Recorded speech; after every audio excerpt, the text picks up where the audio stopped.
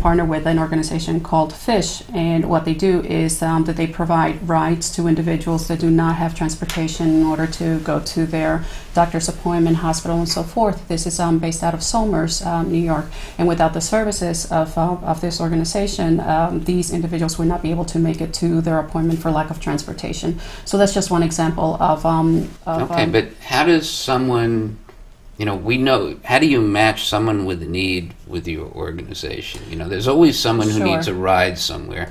How do they find this person? You mean when the volunteer comes into?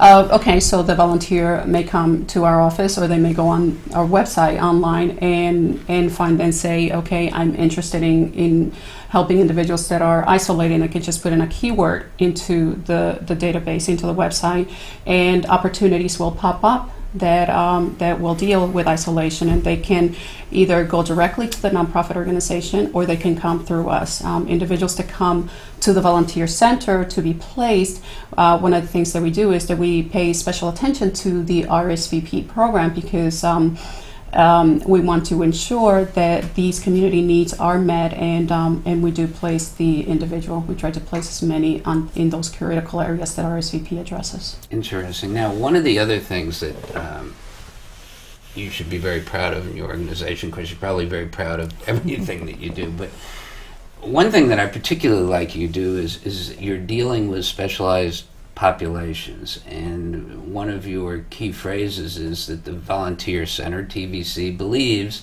every person has gifts to share with the world. We would like to help you find projects which match your skills, passions, and interests. And you have group projects, mental health projects, and court referral projects. Court referral, I do believe, means someone has to do community service, and you help them find the volunteer thing to do. Mm-hmm. Yes. I'm not sure I'd want to lead that. They're project, usually pretty shy when they call us. I would say. However, let's talk about mental health services. What do you do in the area of mental health services? How do you help? Sure.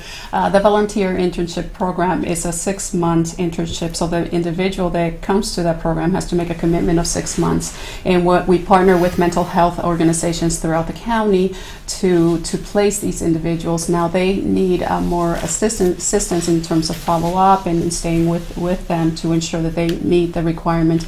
But it's a way of getting individuals with mental illness engaged in the community to again try to eliminate some of the isolation and trying to get them integrated into the community, so that so they can feel a sense of worth and that they are actually contributing, doing something to help the community as well as themselves. And as I said, we work closely with the Mental Health Association, and it's a pretty intense work, because the individual, a staff member at our office has to keep following up with the individual to ensure that they are there and follow them through the 6 months process, so that they are engaged, that they are there, and that they have the support that they need.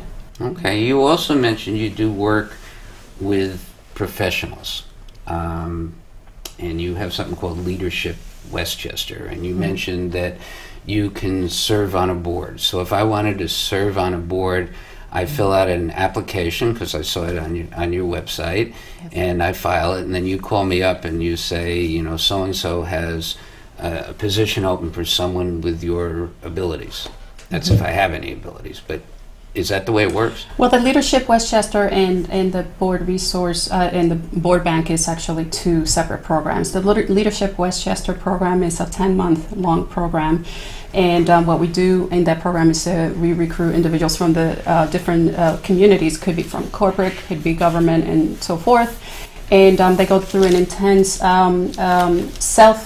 self-analysis, if you will, looking inward to see what it is that moves you, what puts you here, what is your purpose, to define what your purpose here is, and to be able to communicate that to out to the community, and to get people engaged through your purpose.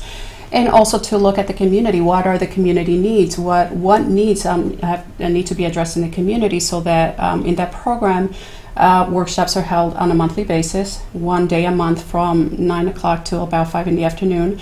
And we'll go visit sites. We'll have a workshop, let's say, at the county jail, and to get that experience, to see what the prisoners go through, and the operations, and look into the operations of the county jail. Other sessions address healthcare, the environment, and the arts and so forth. It's I will tell you, I went through the program, and it was transforming. It was life transforming for me. At the end of the program, I would say that about 95% of the people come out of there knowing what their purpose is.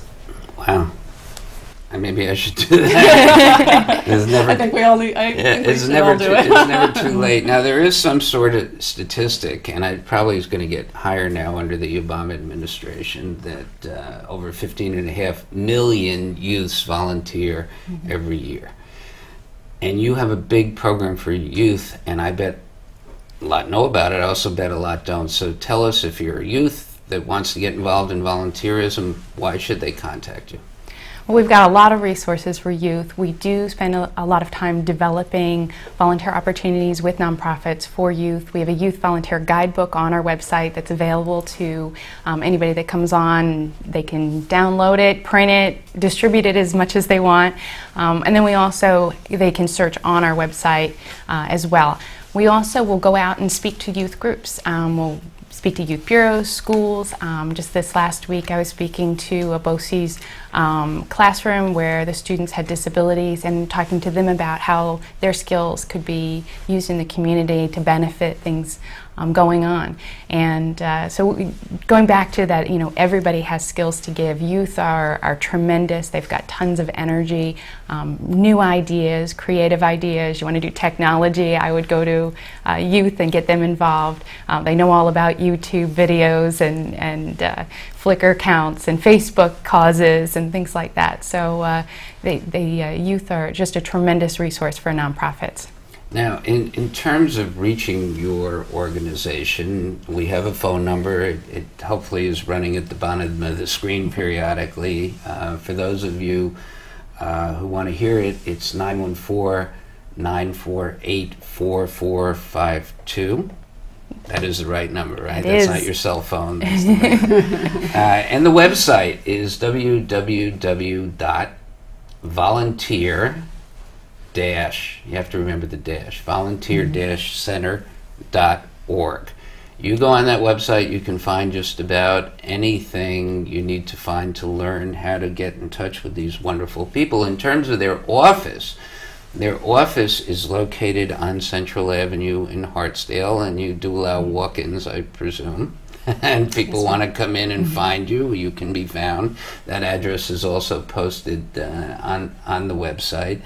And the website will give everyone a listing of opportunities. So I think what you do is fabulous. I think it's really important for people throughout our communities to learn about it. And I guess it all starts with one thing. If you want to be a volunteer, you should contact them.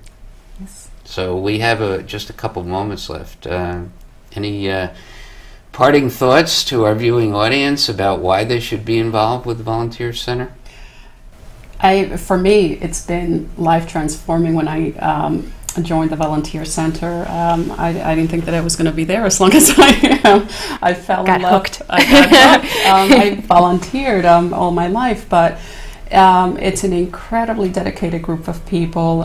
The causes that you work on are amazing, and it's just really difficult to say, not to say that you wouldn't be engaged. Absolutely. And Shannon?